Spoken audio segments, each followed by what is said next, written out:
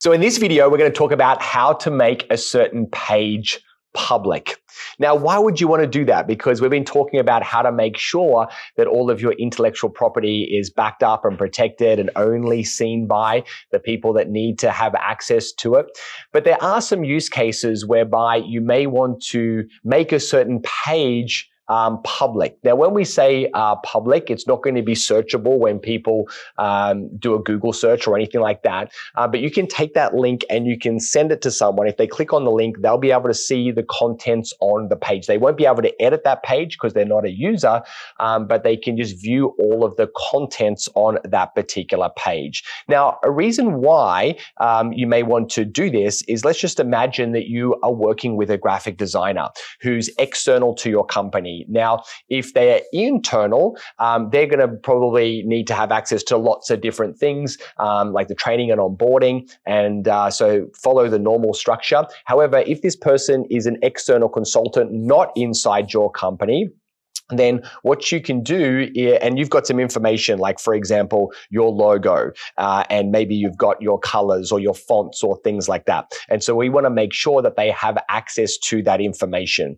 So we click here on permissions, and we've got two tabs. So the first tab there is the normal access, the normal permissions. But we can also click across here to public.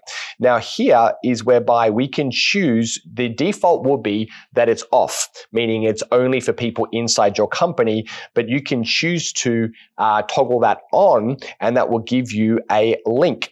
And now you can take this link and you can send it to anybody, and what they'll be able to do is they'll be able to see all of the information on that particular page, but they won't be able to edit anything. And so classic case is sharing information with a graphic designer.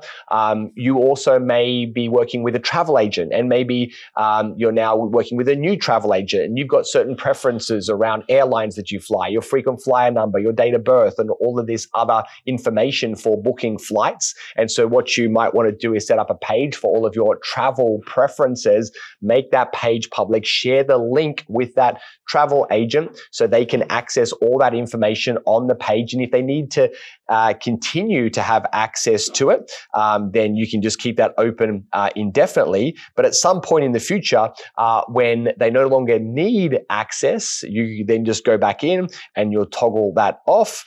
And then once that's toggled off, that person will then try and click on that link again, and that link will not work. We've just revoked access for that particular page.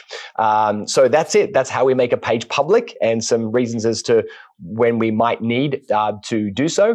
And then once they have used the information, we can either leave it open, or we can choose to make it private again.